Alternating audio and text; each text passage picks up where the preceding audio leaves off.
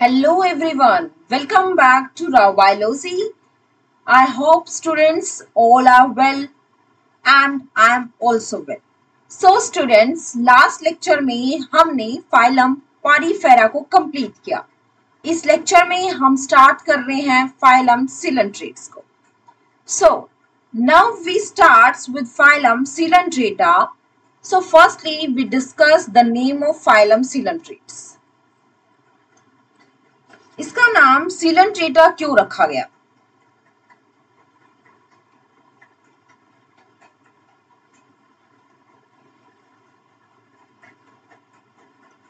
Why the phylum is known as the phylum Coelenterata?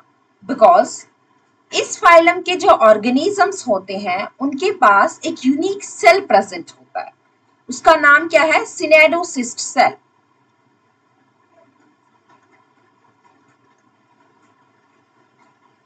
सिनेडोसिस्ट cell. इसी cell को अगर हम कोई दूसरे नाम से जाने तो वो है स्टिंगिंग सेल. इन्हें क्या बोलते हैं? Stinging cell.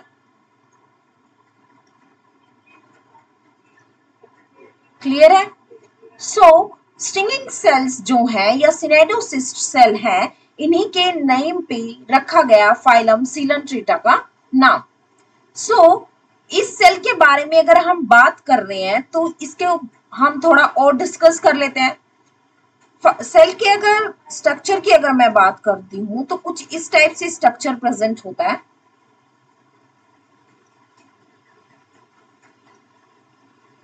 ये टेंटिकल्स है. ये जो है इसे हम बोलेंगे निमैटोसिस्ट. निमैटोसिस्ट. क्लियर है? सो अगर हम बात कर रहे हैं सिनेडोसिस्ट और स्टिंग सेल्स की, सो इनके अंदर एक कैविटी प्रेजेंट होती है जिसे बोलेंगे निमैटोसिस्ट. ये कैविटी कंटेन क्या करती है? मींस इसके पास ऐसा क्या है जो इसका नाम बताया जा रहा है आप लोगों को? ये कंटेन कर रही है पॉइजन हाइपेनोटॉक्सिन.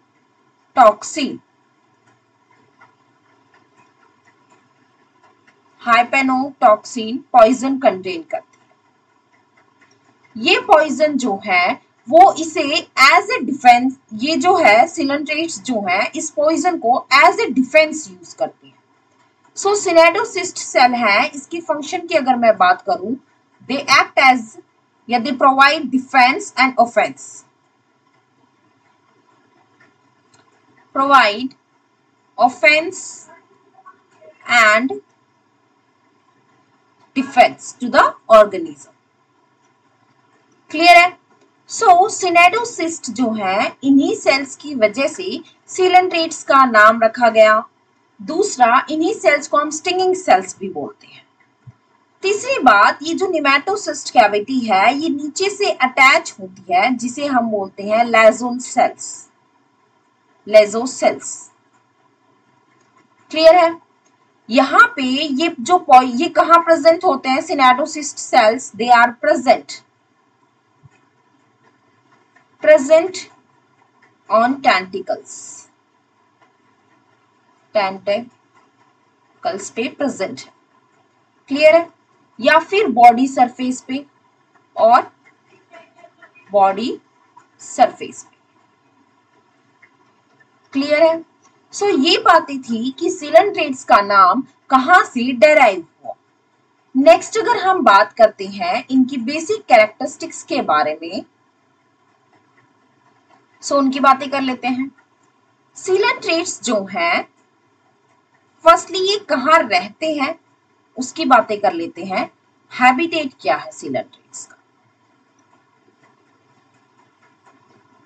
सिलेंट्रेट्स के हैबिटेट की बात करूं, they are aquatic, marine and some are fresh water.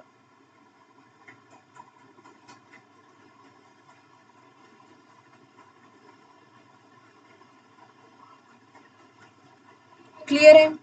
अगर मैं एग्जाम्पल्स की बातें करती हूं तो फ्रेश वाटर सिलेंट्रेट का अगर मैं एग्जाम्पल लेती हूं तो वो है हाइड्रा. हाइड्रा जो है वो फ्रेश वाटर के अंदर प्रेजेंट होते हैं. वहीं अगर मैं मेराइन वाटर की बात करूं तो मेराइन वाटर के एग्जाम्पल की बात करती हूं तो abelia, Physalia, there are different examples जो मेराइन वाटर के अंदर प्रेजेंट होते हैं। नेक्स्ट अगर हम बात करते हैं, ये तो हमने बातें की कि ये कहाँ रहता है। नेक्स्ट स्टूडेंट्स, अगर हम बात करें कि इनका बॉडी सिमेट्री कैसी है, अगर मैं सिमेट्री की बात करती हूँ,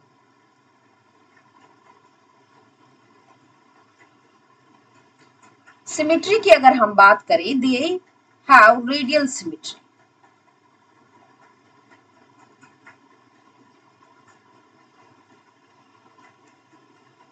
क्या है इनके पास? Radial symmetry. रेडियल सिमेट्री के अगर मतलब की बातें करें, मींस कि रेडियल सिमेट्री होती क्या है। इसमें क्या होती है, रेडियल सिमेट्री से बॉडी डिवाइड होती है टू इक्वल हाफ के अंदर। Body is divided into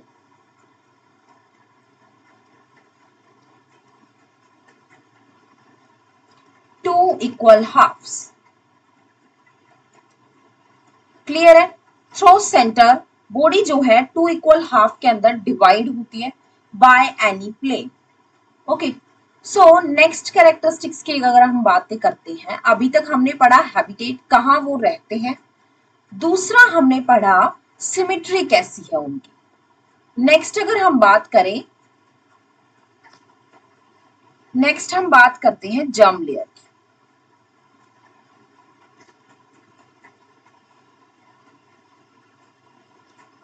germ layers की अगर मैं बात करूं तो दे आर ऑल्सो डिप्लोब्लास्टिक। अभी तक हमने क्या पढ़ा है? डिप्लोब्लास्टिक कौन थे? फाइलम पॉरीफेरा के जो ऑर्गेनिजम्स थे, दे आर डिप्लोब्लास्टिक। डिप्लोब्लास्टिक का वही सेम मीनिंग है, they have ectoderm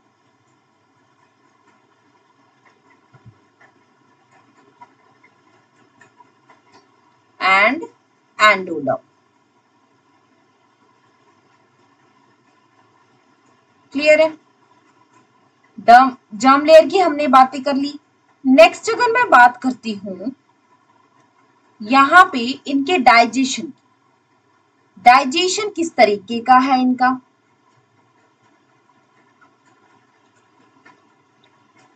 they possess extra cellular digestion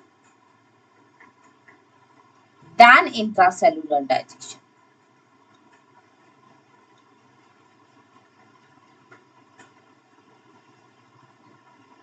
clear है? इनके पास ये extra cellular as well as intracellular digestion, दोनों टाइप के डाइजेशन को परफॉर्म करते हैं। नेक्स्ट अगर मैं बात करती हूं, यहां पे ये ससाइल होते हैं या फ्री फ्लोटिंग होते हैं। दे आर, ये मेरे को वही बता देना चाहिए था हैबिटेट के साथ, बट हम यहां डिस्कस कर लेते हैं। सो दे आर ससाइल, ससाइल का मीनिंग बताती हूँ, they are sessile as well as, या फिर हम बोल सकते हैं एंड फ्री फ्लोटिंग। ये ससाइल भी होते हैं एंड फ्री फ्लोटिंग फॉर्म में भी होते हैं। अगर हम मीनिंग की बातें करते हैं, सो ससाइल वो होते हैं जो अटैच होते हैं सबस्ट्रेटम से, अटैच विद सबस्ट्रेटम। क्लियर है? या फिर हम बोल सकते हैं they are non motile.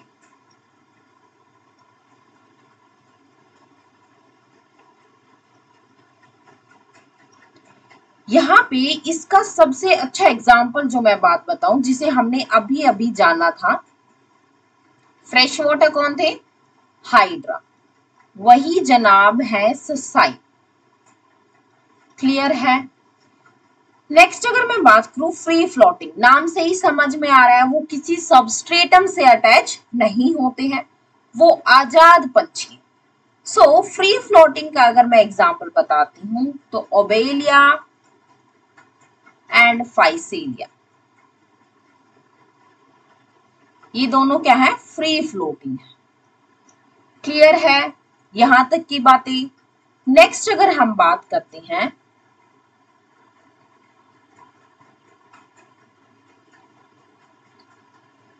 Next अगर हम बात करते हैं, अब क्या आता है, अब हम बात करते हैं बॉडी फॉर्म की। बॉडी फॉर्म की अगर मैं बात करूं, ये सबसे इंपॉर्टेंट कैरेक्टरिस्टिक है इस फाइलम में। दे एग्जिबिट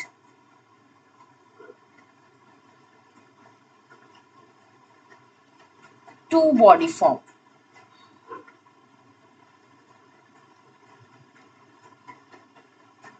कौन सी हैं?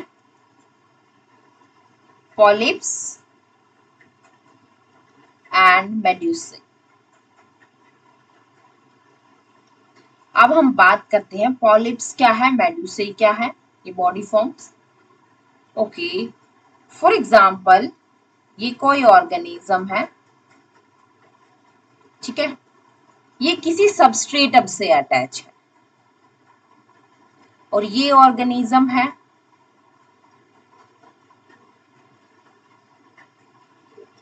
जो फ्री फ्लोटिंग है, किसी सबस्ट्रेटम से अटैच नहीं होता। सो जो किसी सबस्ट्रेटम से अटैच होता है उसे हम बोलेंगे पॉलिप्स बॉडी फॉर्म, और जो फ्री फ्लोटिंग होता है उसे हम बोलेंगे मेड्यूसाe, फ्री फ्लोटिंग जो होता है, और ये जो है वो ससाइल। आई होप मीनिंग समझ आया होगा पॉलिप्स एंड मेड्यूसाe। क्लियर है? नेक्स्ट अगर हम यहीं पे डिस्कस करते हैं, पॉलिप्स से मेड्यूसा फॉर्म का बनना एसेक्सुअल रिप्रोडक्शन के थ्रू होता है।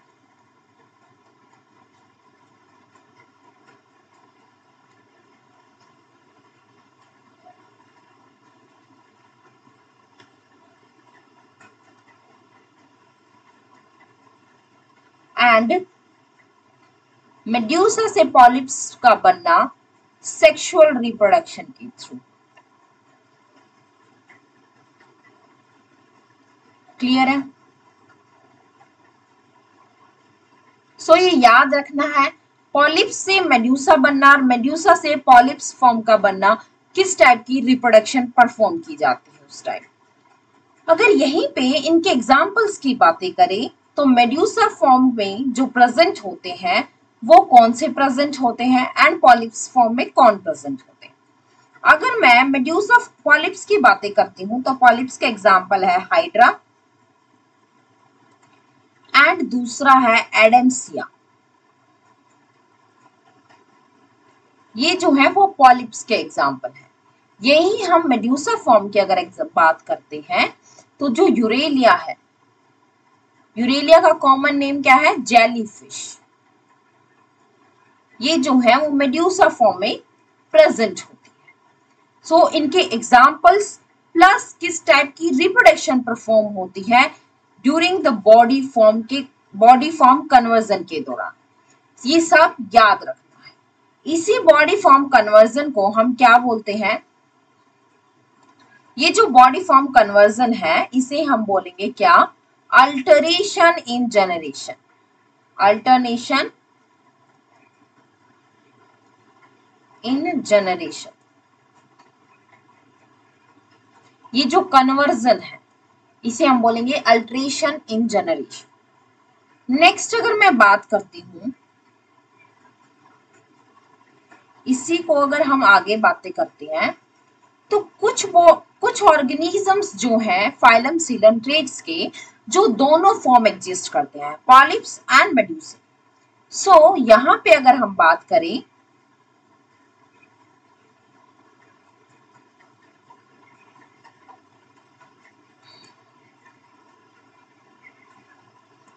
which exhibit both polyps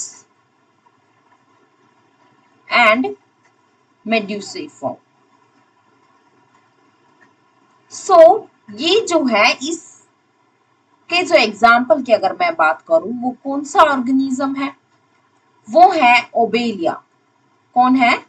Obelia and Physalia. Clear है? तो जो ऑर्गेनिज्म दोनों फॉर्म एग्जिस्ट करते हैं, दोनों फॉर्म्स के अंदर, वो है ओबेलिया एंड फाइसीलिया। नेक्स्ट अगर मैं बात करती हूं, यहां पे डेवलपमेंट जो है वो किस तरीके का डेवलपमेंट शो करते हैं, ये एग्जिबिट करते हैं डायरेक्ट डेवलपमेंट।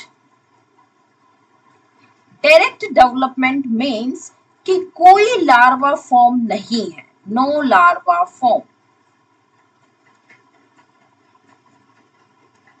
क्लियर है यहां तक? नेक्स्ट अगर हम बात करते हैं, ये पहला फाइलम है जिसके अंदर नर्व सेल्स प्रेजेंट होते हैं।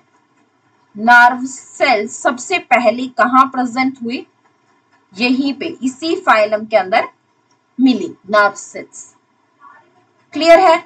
नेक्स्ट अगर हम बात करते हैं इसके, हमने बात की अभी तक रेडियल सिमेट्री की बातें कर ली हमने, हमने इनके नाम की बातें कर ली कि कहां से इनका नाम डेराइव हुआ है, हमने इनके हैबिटेट की बातें की, सिमेट्री की बातें कर ली, हमने जर्म लेयर की बातें कर ली, डाइजेशन सिस्टम, ये ससाइल होते हैं या फ्री फ्लोटिंग होते हैं, बॉडी फॉर्म जो कि सबसे इंपॉर्टेंट कैरेक्टरिस्टिक है। नेक्स्ट अगर हम बातें की हमने इसी को बताया कि डेवलपमेंट किस तरीके का शो करते हैं, नर्व सेल्स कौन प्रेजेंट हैं या एब्सेंट हैं। लास्ट अगर हम बातें करते हैं तो लास्ट जो है एग्जाम्पल्स की बातें करते हैं। यहां पे अगर मैं एग्जाम्पल की बातें करूं, सो एग्जाम्पल ये है, यहाँ पे एग्जाम्पल है इनके ओबेलिया जो अभी तक हमने डिस्कस कर लिया, आई थिंक सबको याद हो गए होंगे ये 3 से 4 एग्जाम्पल। तो हाइड्रा, फाइसेलिया, सी पैन जिसे सी पेंटुलम भी बोलते हैं। दूसरा हमने अभी तक एडेम्सिया के बारे में बातें की, एंड हमने की यूरेलिया के बारे में बातें की। क्लियर है? तो ये सब बातें की हमने।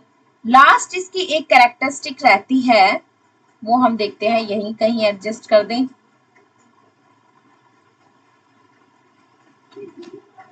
लास्ट इसकी कैरेक्टरिस्टिक्स कौन सी है भाई, कौन सी रह गई? यहाँ पे इसकी लास्ट कैरेक्टरिस्टिक्स बचती है इसकी बॉडी कैविटी के बारे में। ओके, सो इसके लिए तो नई स्लाइड बनानी पड़ेगी। सॉरी, यहाँ नहीं करेंगे ये।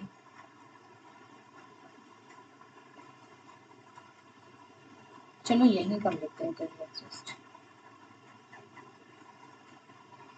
Okay, 1 minute. ओके, यहाँ कर लेते हैं। बॉडी फॉर्म की अगर मैं बातें करूं, सॉरी बॉडी कैविटी की अगर मैं बात करूं, तो इनकी बॉडी कैविटी जो है उसको हमने क्या नेम दिया? इस तरीके से सपोज हमने कोई ऑर्गेनिज्म है सिलेंट्रेट्स का, आई थिंक ये फॉर एग्जांपल हाइड्रा ही है, तो इसके जो बॉडी कैविटी है इसका नाम दिया हमने गैस्ट्रोवास्कुलर कैविटी।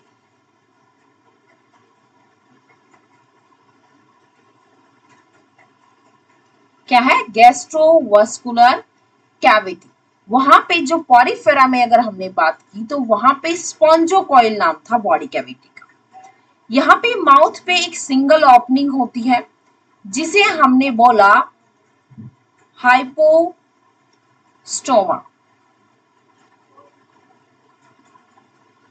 क्या बोला हमने? हाइपोस्टोमा। क्लियर है? सो ये थी इसकी बॉडी कैविटी के बारे में। अब अगर हम बात कर ले, हमने लास्ट में क्या बातें की? हमने एग्जाम्पल्स की बात की, तो एग्जाम्पल इसके मोस्ट इंपॉर्टेंट है। दूसरा, यहाँ पे बॉडी फॉर्म के बारे में जानना यहाँ पे मोस्ट इंपॉर्टेंट है। फिर हमने बात की यहाँ पे इसके जर्म लेयर क्या है, सिमेट्री कैसी है, और सबसे इंपॉर्टेंट है सिनेडोसिस्ट सेल्स के बारे में या स्टिंगिंग सेल्स जो हैं उनके बारे में। बातें करना।